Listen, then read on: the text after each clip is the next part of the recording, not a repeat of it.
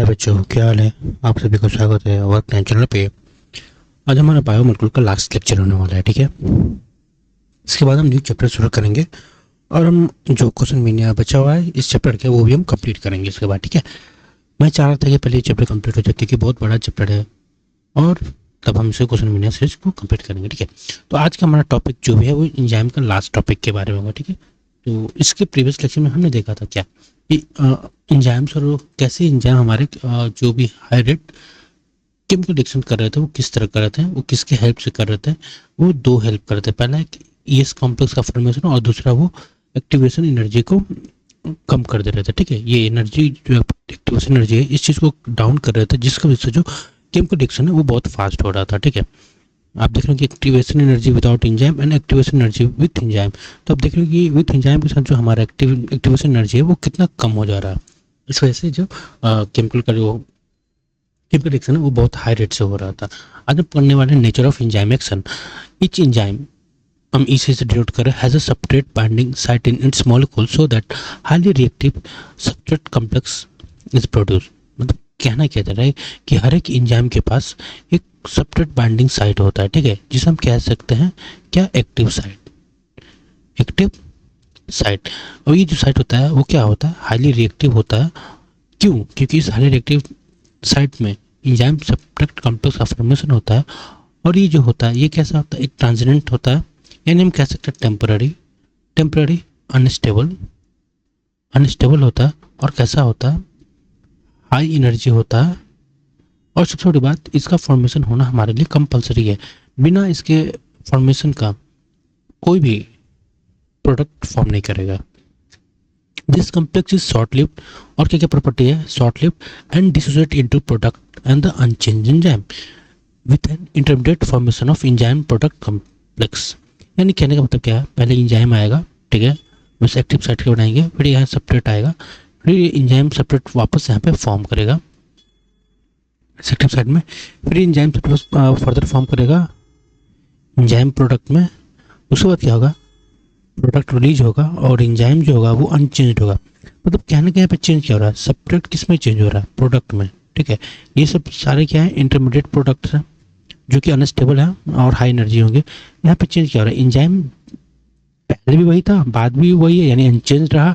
तो चेंज क्या रहा, हमारा सेपरेट प्रोडक्ट में चेंज हो गया, ठीक है। तो ऐसा क्यों हुआ, क्योंकि जो हमारे कॉम्प्लेक्स फॉर्म कर रहा था कौन सा, एंजाइम सेपरेट कॉम्प्लेक्स। इसे हम यहाँ लिख सकते हैं एंजाइम, ऐसे क्या लिख सकते हैं हम, separate enzyme separate formation complex formation की वजह से हमारा जो प्रोडक्ट का फॉर्मेशन हो रहा है, यानी हम कह सकते हैं स्टेप कंप्लीट हो रहा है। कुछ हमने प्रॉपर्टीज देखी एंजाइम की, जैसे आपके टेम्पररी होंगे, हाईली रिएक्टिव होंगे, प्लस शॉर्ट लिव्ड होंगे, अनस्टेबल होंगे। अब ये कैसे हो रहा है, तो catalytic cycle of enzyme action can be described in the following step. अब ये जो रिएक्शन है, ये जो हम रिएक्शन देख रहे हैं इसे हम कह सकते हैं कैटालिटिक साइकिल, क्योंकि अगर हम यहाँ पे की एंजाइम लेते हैं, ठीक है, क्यों ऐसा कह रहे हैं, फिर बाहर से क्या है, यहाँ पे एक सेपरेट आया, ठीक है, फिर यहाँ पे क्या फॉर्म किया आपका एंजाइम सेपरेट कॉम्प्लेक्स, फिर अगला स्टेप में यहाँ पे क्या फॉर्म करेगा, एंजाइम प्रोडक्ट कॉम्प्लेक्स, और फिर यहाँ पे क्या हो जाएगा, एंजाइम तो वही रहेगा सेम ही चीज़, और यहाँ पे क्या रिलीज हो जाएगा आपका प्रोडक्ट। तो एंजाइम यहाँ पे तो सेम रहा, यहाँ पे चेंज क्या हो रहा है, सेपरेट किसमें फॉर्म कर गया, प्रोडक्ट में। तो इस तरह हम इसे कह सकते हैं ये कैसा साइकिल है आपका, कैटालाइटिक साइकिल, ठीक है। अब बोला कि अभी कैसे काम करते हैं देखते हैं। First, the separate bind to the active site of enzyme, यानी इसके एक्टिव साइट पे हमारा ये अगर मान के एंजाइम का एक्टिव साइट ये है तो यहाँ पे क्या करेगा, सेपरेट बाइंड करेगा, ठीक है। फिर क्या होगा, fitting into the active site, हम कह सकते हैं कि इस एक्टिव साइट में हमारा सेपरेट है वो एंजाइम में फिट करेगा। सेकेंड स्टेप क्या है, the binding of separate induce the enzyme to alter its shape fitting more tightly around the separate. यानी यहाँ पे क्या कर, अभी जो एंजाइम है, एंजाइम में क्या चेंज आएगा, आपका शेप चेंज करेगा। क्यों चेंज करेगा, क्योंकि इसे सेपरेट को और अच्छे से इसे फिट करना है। तो ऐसा क्यों हुआ, यहाँ पे शेप चेंज हो रहा है। शेप चेंज होना एक तरह का टेम्पररी चेंज है, ठीक है, हमसे परमानेंट चेंज नहीं कहेंगे। तो कह सकते हैं कि the binding of separate induce किसको इंड्यूस करता है, एंजाइम को, कि वो अपने चेंज करे शेप को, अल्टरेट शेप, यानी यहाँ पे कह सकते हैं यहाँ पे चेंज इट शेप, जिसकी वजह से जो सब्सट्रेट है वो फिट करे मोर टाइटली। यहाँ तो फिट कर ही रहा था, लास्ट में फिट कर रहा था, लेकिन बाद में शेप चेंज करने के बाद और क्या करे, उसे और टाइटली फिट होना होगा। फिर क्या होगा, the active site of enzyme now in close proximity to the substrate break the chemical bond of the substrate and the new enzyme product complexes form. अब जब ये प्रोडक्ट और जब ये एंजाइम और सब्सट्रेट आपस में पास में होंगे तो थर्ड स्टेप में क्या होगा कि ये जो एंजाइम है इस एक्टिव साइट के आसपास यहाँ पे केमिकल रिएक्शन इन्वॉल्व होगा और यहाँ पे बॉन्ड ब्रेक का फॉर्मेशन शुरू होगा, यानी हम कह सकते हैं बॉन्ड ब्रेक करेगा और न्यू बॉन्ड फॉर्म करेगा, जिसकी वजह से सब्सट्रेट जो है क्या हमारा एंजाइम प्रोडक्ट कॉम्प्लेक्स में चेंज हो जाएगा, यानी ईएस हमारे किस में चेंज हो जाएगा, ईपी प्रोडक्ट में। देन स्टेप 4 में क्या होगा, the enzyme releases the product of the reaction and the free enzyme is ready to bind to another molecule of the substrate and run through the catalytic cycle once again. And वही simply कह रहा है कि यहाँ पे जब enzyme substrate जो complex का फॉर्मेशन हुआ, फर्दर क्या होगा, यहाँ पे और मोड फिट कर गया, जिसकी वजह से यहाँ पे बॉन्ड ब्रेक और बॉन्ड फॉर्मेशन हुआ और यहाँ पे ईपी का फॉर्मेशन हुआ। उसके बाद जब ये ईपी अगला स्टेप में क्या करता है कि प्रोडक्ट को रिलीज करता है और वापस एंजाइम अपने पुराने वाले शेप में आता है। ऐसा क्यों, क्योंकि फर्दर जाके न्यू सब्सट्रेट से बाइंड करे और ये साइकिल को फिर से घुमाता रहे। तो इस तरह हमारा कैटालिटिक साइकिल चलता रहता है और एंजाइम से प्रोडक्ट में, एंजाइम जो हमारा प्रोडक्ट का फॉर्मेशन करता है सब्सट्रेट को कन्वर्ट करके, ठीक है, by changing it's bond. Factor affecting the enzyme activity, अभी एंजाइम की एक्टिविटी कैसे अफेक्ट करता है, वो कौन कौन से फैक्टर है वो देखें। The activity of enzyme can be affected by change in the condition which can alter the tertiary structure of the protein, यानी वैसे फैक्टर जो हमारे एंजाइम के टर्शियरी, एंजाइम की तरह क्या हमारा प्रोटीन का स्ट्रक्चर है, और वैसा जो भी फैक्टर जो हमारे tertiary structure of the protein को चेंज कर दे, वो हमारे एंजाइम को भी चेंज कर सकता है, उनकी एक्टिविटी को भी चेंज कर सकता है। तो किसको चेंज करना होगा, हमारे टर्शियरी स्ट्रक्चर ऑफ प्रोटीन, वो कौन कौन सा होगा, temperature, pH, change in substrate concentration, और चौथा कौन सा है, binding of specific chemical that regulate its activity. तो कौन कौन सा है, 4 फैक्टर हम पढ़ने वाले हैं, टेम्परेचर, पीएच, हमारे सब्सट्रेट का कंसंट्रेशन क्या है, और वैसे केमिकल जो हमारे बाइंडिंग साइट ऑफ एंजाइम को चेंज कर सकते हैं, उसकी एक्टिविटी को रेगुलेट करते हैं, ठीक है। तो आइए हम पहला फैक्टर देखते हैं, वो क्या है, temperature and pH. Enzyme generally function in a narrow range of temperature, मतलब कहने का मतलब क्या है कि अगर हम देखिए, अगर हम इसका एक्टिविटी ये शो करें, देखिए एंजाइम एक्टिविटी हमारे वाई एक्सिस पे है और एक्स एक्सिस पे पीएच है और टेम्परेचर है। तो आप देख रहे हैं कि पीएच, अगर यहाँ पे टेम्परेचर लो है, ये लो टेम्परेचर है, यहाँ पे टेम्परेचर इंक्रीज कर रहा है, तो यहाँ पे एंजाइम एक्टिविटी क्या है, लो है। फिर जैसे जैसे टेम्परेचर बढ़ रहा है, हमारा एंजाइम एक्टिविटी बढ़ रहा है, फिर टेम्परेचर का फर्दर बढ़ने से क्या हो रहा है, हमारा एंजाइम का एक्टिविटी कम हो रहा है। Similar in case of enzyme का पीएच, जैसे जैसे हम पीएच इंक्रीज कर रहे हैं, एक्टिविटी तो इंक्रीज कर रहा है, फर्दर पीएच कंसंट्रेशन पे हमारा हाई पीक पे होता है, फिर जैसे जैसे हम पीएच बढ़ा रहे हैं तो डिक्रीज कर रहा है, यानी जो हमारा एंजाइम का जो एक्टिविटी है वो इस रेंज में ज़्यादा अच्छे से काम कर रहा है, कह सकते हैं इस टेम्परेचर पे। तो ये जो टेम्परेचर है हम कह सकते हैं नैरो टेम्परेचर है, ठीक है। तो लाइक ईच एंजाइम, हर एक एंजाइम क्या करता है, पहले एंजाइम जनरली फंक्शन और narrow range of temperature and pH, इनका नैरो रेंज है, ठीक है। आप देख रहे होंगे ये नैरो रेंज है। Each enzyme show its activity at some particular temperature and pH called optimum temperature and optimum pH, यानी जो ये आप नैरो टेम्परेचर या नैरो पीएच या नैरो टेम्परेचर पे शो करा, तो ऐसे पीएच को हम क्या कहते हैं, नैरो पीएच, या फिर हम कह सकते हैं ऑप्टिमम पीएच, ऑप्टिमम पीएच, और इसे हम कह सकते हैं ऑप्टिमम टेम्परेचर। तो optimum pH and optimum temperature पे एंजाइम एक्टिविटी हमारा क्या करता है, हाईली रिएक्टिव होता है, और ऐसा जो टेम्परेचर होता है वो नैरो ही होता है, ज़्यादा चेंज नहीं होता है। Activity decline both below and above the optimum value, यानी अगर ऑप्टिमम वैल्यू ये है, ठीक है, पीएच के लिए और टेम्परेचर के लिए है, तो आप देख रहे हो कि इसके पहले भी हमारा एक्टिविटी डिक्रीज कर रहा है और इसके बाद भी हमारा एक्टिविटी डिक्रीज कर रहा है, फिर हम कह सकते हैं डिक्लाइन कर रहा है, दोनों केस में, पीएच और टेम्परेचर के केस में। तो ये बोला है कि activity decline both below and above the optimum value. तो इससे हमें क्या पता चलता है कि ऑप्टिमम वैल्यू पे हमारा एंजाइम एक्टिविटी करता है वो इफिशिएंटली हाई वर्क करता है। अब लो टेम्परेचर, यानी यहाँ अगर हम बात करें इस टेम्परेचर वाले ग्राफ को केस में, तो इस लो टेम्परेचर वाले केस में क्या हो रहा है, लो टेम्परेचर प्रिजर्व एंजाइम इन टेम्पररी इनएक्टिव स्टेट। तो लो टेम्परेचर में क्या होता है, एंजाइम हमारा क्या होता है, प्रिजर्व होता है, क्या होता है, बचा हुआ रहता है। क्यों? क्योंकि उस टाइम हमारा जो एंजाइम होता है टेम्पररी क्या होता है, इनएक्टिव स्टेट में फॉर्म करता है। जैसे लूज थोड़ा हल्का सा यानी अपने ऑप्टिमम टेम्परेचर पर जाएगा तो फिर से अपनी एक्टिविटी शुरू करता है। और अगर हम बात करें हाई टेम्परेचर, ठीक है, high temperature destroy the enzyme activity because proteins are denature by the heat.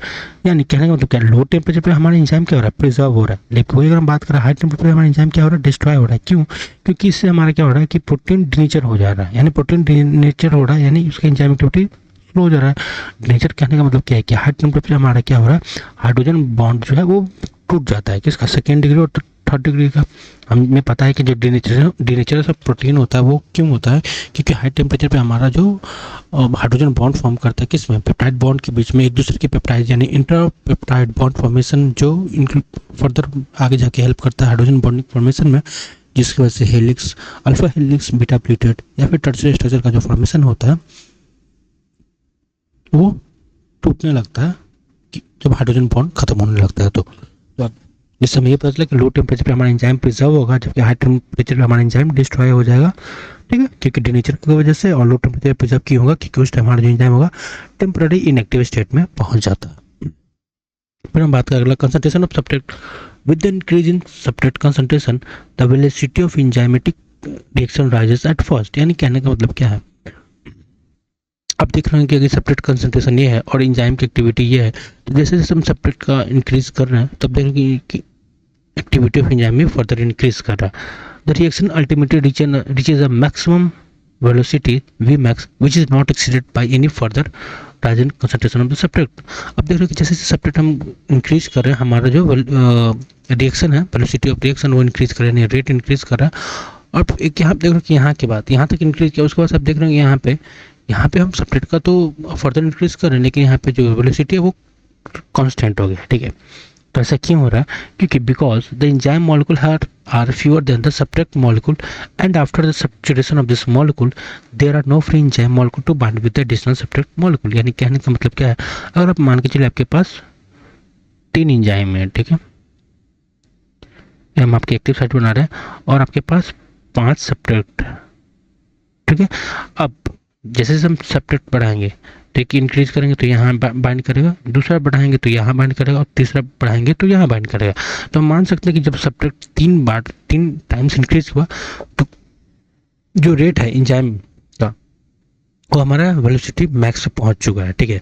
अब इस वेलोसिटी मैक्स पहुंचने के बाद क्या हो रहा है कि फर्दर जब हम एंजाइम इंक्रीज किए दो और, जब हम 2 एंजाइम और इंक्रीज करें यहाँ पे, चौथा और पांचवा, तो हमारे पास फ्री एंजाइम तो प्रेजेंट नहीं था, ठीक है। तो फ्री एंजाइम हमारे एब्सेंट था, तो हम कह सकते हैं जब फ्री एंजाइम, यहाँ लिख सकते हैं फ्री एंजाइम क्या है, यहाँ पे एब्सेंट है, तब हम कह सकते हैं कि उस टाइम जो टोटल एंजाइम्स है वो किस स्टेट में पहुंच चुका है, सेचुरेशन स्टेट में। सेचुरेशन स्टेट में यानी जितने भी एंजाइम्स है वो कंप्लीटली सब्सट्रेट से बाइंड हो चुके हैं और फर्दर अब उनके पास फ्री एंजाइम नहीं है जो कि बाकी सब्सट्रेट से बाइंड करें। तब उस केस में हम कह सकते हैं कि जो हमारा एंजाइम्स है वो क्या हो रहा है, सेचुरेशन स्टेट में पहुंच गया। तब हम सब्सट्रेट कितना भी इंक्रीज करें, हमारा जो एंजाइम का वेलोसिटी रिएक्शन है, रेट ऑफ रिएक्शन है, वो इंक्रीज नहीं करेगा क्योंकि हमारे पास फ्री एंजाइम नहीं है। तो ये हम बता रहे हैं कि वेलोसिटी ऑफ एंजाइम रिएक्शन पहले इंक्रीज करता है क्योंकि तो हमारे पास फ्री एंजाइम तब अवेलेबल होते हैं, फिर एक अल्टीमेटली मैक्सिमम वेलोसिटी पहुंच जाता है। उसके बाद हम अगर सब्सट्रेट का इंक्रीज करते हैं तो हमारा वेलोसिटी इंक्रीज नहीं करता है क्योंकि तब हमारा एंजाइम क्या होता है, सेचुरेशन तक पहुंच चुका होता है, ठीक है। अब देखिए यहाँ पे Km वैल्यू दिया है, ठीक है। Km वैल्यू क्या है कि वैल्यू वैसा वैल्यू यानी वैसे सब्सट्रेट की कंसंट्रेशन जहाँ पे वेलोसिटी ऑफ मैक्स का हाफ पे है। यानी अगर बात करें, अगर हम कंसंट्रेशन इंक्रीज करें, अगर मान के चलते हैं कि 4 मॉलिक्यूल ऑफ सब्सट्रेट करने पे वेलोसिटी हमारा क्या हो रहा है, वी मैक्स क्या हो रहा है, वी मैक्स हो रहा है। तो Km वैल्यू से क्या कहलाएगा, Km वैल्यू यानी क्या कहलाएगा इसका 2। क्यों, Km वैल्यू क्या कहलाता है, वी मैक्स हाफ, यानी वेलोसिटी के हाफ पे, यानी मैक्सिमम वेलोसिटी के हाफ पे जब हमारा सब्सट्रेट का कंसंट्रेशन कितना होगा उस चीज़ को हम क्या कहते हैं, केएम वैल्यू। यानी इस रिएक्शन का केएम वैल्यू क्या होगा, 2। ठीक है, केएम वैल्यू क्या होगा, 2। तो केएम वैल्यू आप बहुत इंपॉर्टेंट है, ये KM value equal to V max of half. Third, जो हमारा binding of specific chemical that regulate its activity, the activity of enzyme is also sensitive to the presence of specific chemical that bind to the enzyme. यानी कहने का मतलब क्या है, अगर एक एंजाइम हम लेते हैं, ठीक है, यहाँ पे एक्टिव साइट है, अब यहाँ पे सब्सट्रेट है, एक कोई और केमिकल आ गया, ये अगर ये केमिकल इसके साथ बाइंड करने का पावर रखता है या फिर क्षमता रखता है, तो इससे क्या होगा कि हमारा सब्सट्रेट का जो बाइंडिंग होगा वो अफेक्ट करेगा। तो वही बोल रहा है कि the activity of enzyme is also sensitive to the presence of specific chemical that bind to the enzyme. अब इस स्पेसिफिक केमिकल की वजह से हमारा जो एंजाइम की एक्टिविटी इंक्रीज या फिर डिक्रीज कर सकता है, या मैक्सिमम कैसे हम डिक्रीज ही करेगा ना, क्योंकि जब ये स्पेसिफिक केमिकल इससे अटैच करेगा तो सब्सट्रेट हमारे से अटैच ही नहीं कर पाएगा। अब एक एक्टिव साइट पे तो एक ही मॉलिक्यूल बाइंड करेगा ना, तो इससे हमारा क्या होगा, एंजाइम की एक्टिविटी डिक्रीज कर जाएगा, यानी तब हमारा एंजाइम सेंसिटिव है। When the binding of chemical shut off enzyme activity the process is called inhibition and the chemical is called inhibitor. यानी कहने का मतलब क्या है कि स्पेसिफिक अगर सब्सट्रेट है और ये क्या हमारा स्पेसिफिक केमिकल है, अभी ये स्पेसिफिक केमिकल जब इस एंजाइम एक्टिविटी से एक्टिव साइट से बाइंड करेगा, तब हमारा जो एंजाइम का जो एक्टिविटी है वो क्या हो जाएगा, शट ऑफ हो जाएगा, बंद हो जाएगा। इस प्रोसेस को हम क्या कहेंगे, इनहिबिशन, और इस स्पेसिफिक केमिकल को क्या कहेंगे, इनहिबिटर। अब इनहिबिटर के प्रेजेंस में क्या होता है कि सब्सट्रेट के लिए एक्टिव साइट अवेलेबल नहीं होता बाइंड करने के लिए, जिसकी वजह से जो एंजाइम की एक्टिविटी क्या होता है वो शट ऑफ हो जाता है। When the inhibitor closely resemble the substrate in its molecular structure and inhibit the activity of the enzyme, it is known as competitive inhibitor। अब इनहिबिशन तो हम समझ गए, और इनहिबिटर क्या है।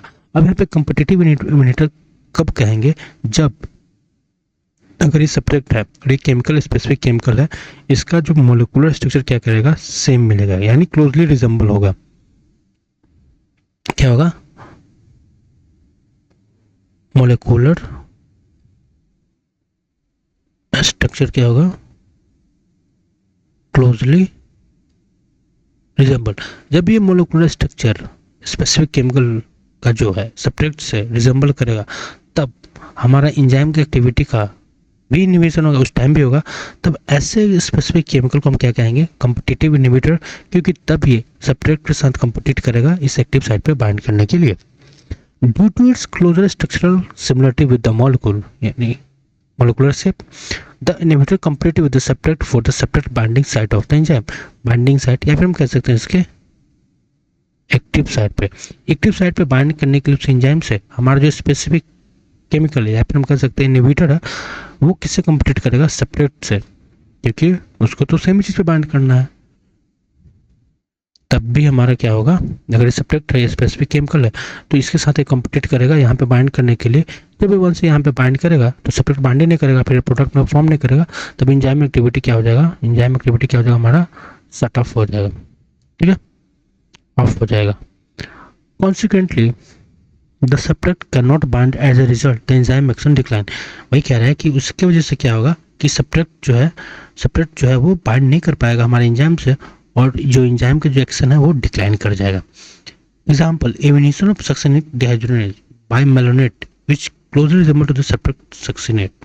ठीक है, अब एक एंजाइम है हमारा, कौन सा, सक्सिनेट डिहाइड्रोजनेज। ठीक है, ये जो कैसा होता है, ये मेलोनेट से क्या होता है, डिक्लाइन कर देता है, इसकी एक्टिविटी है मेलोनेट से डिक्लाइन कर देता है। क्यों, क्योंकि जो मेलोनेट क्या हमारा एक तरह का स्पेसिफिक केमिकल है, और ये क्लोजली किससे रिजेंबल करता है, सब्सट्रेट से, जिसका नाम है succinate.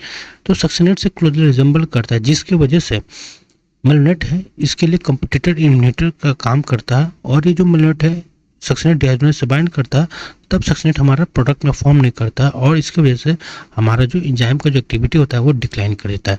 Such competitive inhibition are often used in control of bacterial pathogen. अभी जो हम देख रहे हैं कॉम्पिटिटिव इनहिबिटर का, ये सक्सिनेट डिहाइड्रोजनेज जो मेलोनेट से इसकी एक्टिविटी डिक्लाइन कर रही है, क्योंकि तब वो सब्सट्रेट जो इसका ओरिजिनल सब्सट्रेट है सक्सिनेट के लिए एक्टिव साइट अवेलेबल नहीं होने देता है। और ऐसा जो प्रोसेस है, यानी जैसे सच कॉम्पिटिटिव इनहिबिशन है या फिर इनहिबिटर है, जो मेलोनेट कैसा है हमारा कॉम्पिटिटिव इनहिबिटर है, इसका किस लिए यूज करते हैं, कंट्रोल ऑफ बैक्टीरियल पैथोजन। ठीक है, नाउ अब हम देखते हैं लास्ट टॉपिक है classification and nomenclature of enzyme.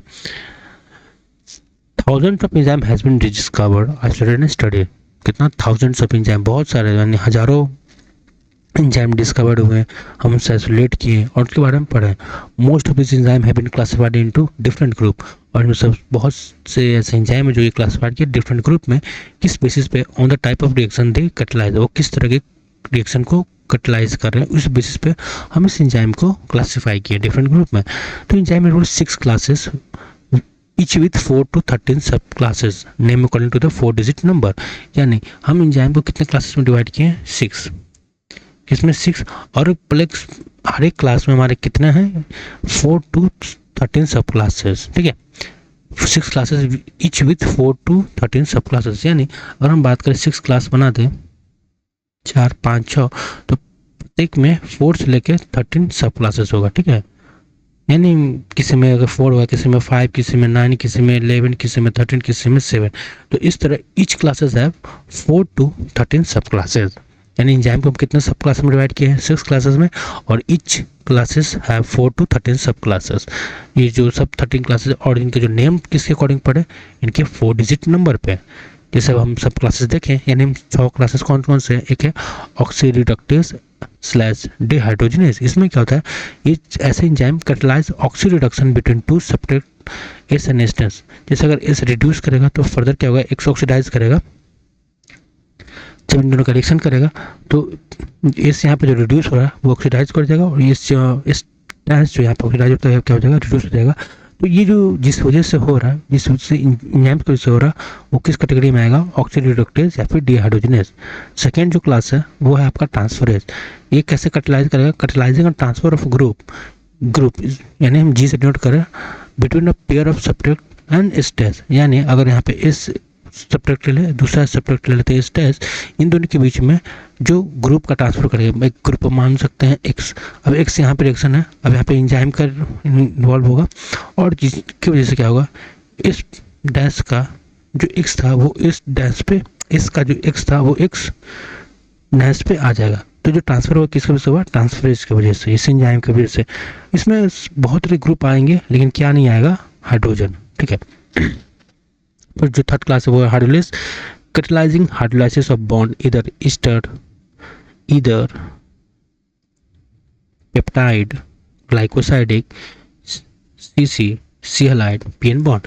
इसमें क्या होगा कि इसमें जो ऐसे हाइड्रोलाइजिंग एंजाइम है जो कि इन सब बॉन्ड का क्या करेगा? हाइड्रोलाइसिस कराएगा, यानी वाटर से रिएक्शन करवाएगा। फिर लाइएजेस क्या है? Catalyse removal of group from the substrate by mechanism other than hydrolysis leaving the double bond. यानी हाइड्रोलाइसिस में क्या करें? ये भी रिमूवल ऑफ ग्रुप कराएगा, लेकिन इनमें क्या होगा कि ये भी एक तरह का हाइड्रोलाइसिस कराएगा, लेकिन ये डबल बॉन्ड का रिएक्शन नहीं करवाएगा, ठीक है। Other than hydrolysis leaving double bond, देखिए सॉरी, तो लाइसिस क्या है? Catalyse removal of group from substrate by mechanism other than hydrolysis leaving double bond. वैसे मैकेनिज्म क्या हेल्प लेगा जिनमें हाइड्रोलाइसिस नहीं होगा और डबल बॉन्ड का रिएक्शन नहीं करवाएगा, ठीक है। तो ऐसे जो एंजाइम कराएगा वो क्या कराएगा? आपका लाइसिस की वजह से। पांचवा क्लास क्या? Isomerases includes all enzyme catalysing interconversion of optical, geometrical और पोजिशनल आइसोमर। यानी वैसे एंजाइम जो हमारे किसी भी कंपाउंड का उसको ऑप्टिकल आइसोमेरिज्म करा दे, जियोमेट्रिकल आइसोमेरिज्म करा दे या फिर पोजिशनल आइसोमेरिज्म करा दे, वैसे एंजाइम को हम किस क्लास में लाएंगे? आइसोमेरेज में। एंड छठा क्लास कौन सा? Ligases catalyse linking together of two compound. ये क्या करेगा? जोड़ने का काम करेगा। और लाइगेजेस एंड हाइड्रोलाइसिस किसका काम कर रहा था? तोड़ने का काम कर रहा था, ठीक है। ये ब्रेकिंग का काम कर रहा था, और जो लाइगेज क्या होगा? ये आपका जोड़ने का काम करेगा, राइट। तो catalysing the linking together two compound, example enzyme which catalyse joining carbon oxygen, carbon sulphur, carbon nitrogen, phosphorus oxygen etcetera bond, ठीक है। तो ये जोड़ने का काम करेगा लाइगेजेस, और लाइगेजेस और हाइड्रोलाइसिस क्या करेगा? तोड़ने का काम करेगा। तो हाइड्रोलाइसिस में वाटर के साथ रिएक्शन करा के तोड़ेगा, लाइसिस में तोड़ेगा यानी रिमूव करेगा, लेकिन इसमें वाटर का इन्वॉल्व नहीं करेगा और कार्बन कार्बन डबल बॉन्ड का रिएक्शन नहीं करवाएगा। ये हम याद रखेंगे। नाउ कोफैक्टर क्या है? Enzymes are composed of one or several polypeptide chain. यानी एंजाइम क्या है? एक या एक से ज़्यादा पॉलीपेप्टाइड से बना होता है, ठीक है।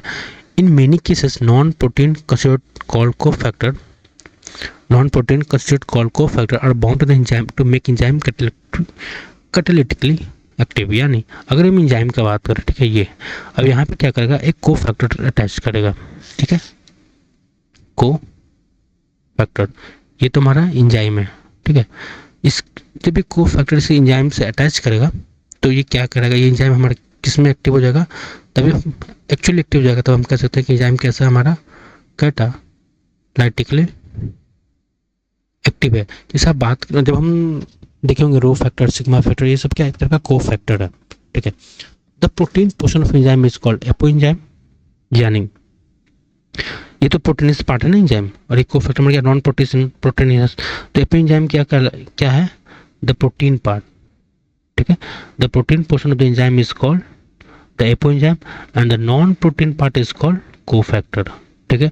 यानी अगर कैटालिटिक एंजाइम का अगर हम स्ट्रक्चर देखें, ठीक है, ये एक्टिव साइट है, एक्टिव साइट है, ये एंजाइम है और ये हमारा कोफैक्टर है। तो कोफैक्टर क्या है, एक तरह का हमारा नॉन प्रोटीनियस पार्ट है और एंजाइम क्या हमारा प्रोटीन पार्ट है, ठीक है। तो थ्री काइंड ऑफ कोफैक्टर में be identify, prosthetic group, coenzyme and metal ion. तो ये जो कोफैक्टर है यानी नॉन प्रोटीनियस पार्ट, वो तीन तरह के हो सकते हैं, प्रोस्थेटिक ग्रुप पे हो सकते हैं, कोएंजाइम हो सकते हैं या फिर मेटल आयन हो सकते हैं। तो आइए हम एक एक के बारे में देखें।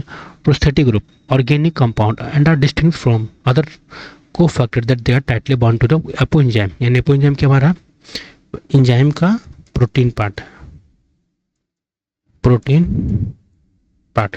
तो प्रोस्थेटिक ग्रुप क्या है, एक तरह का हमारा ऑर्गेनिक कंपाउंड है और इससे हम अदर कोफैक्टर से इस तरह डिस्टिंग या फिर हम पहचान सकते हैं क्योंकि जो प्रोस्थेटिक ग्रुप है वो टाइटली बाउंडेड होगा। यानी वैसे ऑर्गेनिक कंपाउंड जो टाइटली बाउंडेड हो उसे हम कह सकते हैं prosthetic group. For example peroxidase and catalase एक तरह के एंजाइम है which catalyse the breakdown of hydrogen peroxide to water and oxygen. यानी H2O2 को H2O प्लस ऑक्सीजन में तोड़ा, वो कौन कौन सा एंजाइम है, पेरोक्सीडेज एंड कैटालाइज। और इसका जो प्रोस्थेटिक ग्रुप है वो कौन है, हेम। यानी हेम ग्रुप हमारे पेरोक्सीडाइज में मिल रहा है और कैटालाइज में मिल रहा है। और ये हेम ग्रुप क्या है, एक तरह का ऑर्गेनिक कंपाउंड है जो कि टाइटली बॉन्डेड है और ये क्या कर रहा है, ये हमारे प्रोटीनिस पार्ट यानी एपो एंजाइम के साथ मिलकर एक रिएक्शन करा रहा है जिसमें हाइड्रोजन पेरोक्साइड का वाटर और ऑक्सीजन के साथ अलग अलग कर रहा है, सॉरी हाइड्रोजन पेरोक्साइड का रिएक्शन करता है जिससे वाटर और ऑक्सीजन अलग अलग होता है। अगला जो हमारा कोफैक्टर है वो है कोएंजाइम। कोएंजाइम क्या है, organic compound but their association with apoenzyme is only transient. यानी हम कह सकते हैं टेम्पररी या फिर लूजली भी हम यहाँ पे बता सकते हैं। Usually occur during the course of catalysis. Further coenzyme serve as cofactor in a number of different enzyme catalyse reaction. यानी और कोएंजाइम क्या है, एक तरह का ये भी ऑर्गेनिक कंपाउंड है लेकिन जो इसका एसोसिएशन है एपो एंजाइम के साथ वो क्या है, ट्रांजिएंट है। वही अगर हम बात करें प्रोस्थेटिक ग्रुप का, वो ऑर्गेनिक कंपाउंड है लेकिन इसका जो एसोसिएशन है वो क्या है, टाइटली बाउंडेड है। Usually occur during the course of catalysis. Catalysis के दौरान ये हमारा टाइटली बाउंडेड नहीं होता है, कौन सा, coenzyme. Furthermore coenzyme serve as cofactor in number of different enzyme catalyse reaction. और ये हमारे बहुत से कोफैक्टर की तरह काम करते हैं हमारे कोएंजाइम। जैसे अगर हम बात करते हैं essential chemical compound of many coenzymes are vitamins. अब इस कोएंजाइम का जो एसेंशियल पार्ट कौन सा है, वो है आपका विटामिन्स। मतलब कहने का मतलब क्या, एक कोएंजाइम्स है, ठीक है, ये हमारा एंजाइम है, ये हमारा कोफैक्टर जो है हमारा कोएंजाइम्स। अब इस कोएंजाइम का भी जो एसेंशियल केमिकल कंपाउंड कौन सा है, विटामिन्स है। एग्जाम्पल हम देखें, example coenzyme nicotine amide adenine dinucleotide NAD या फिर nicotine adenine dinucleotide phosphate contain vitamin niacin, ठीक है।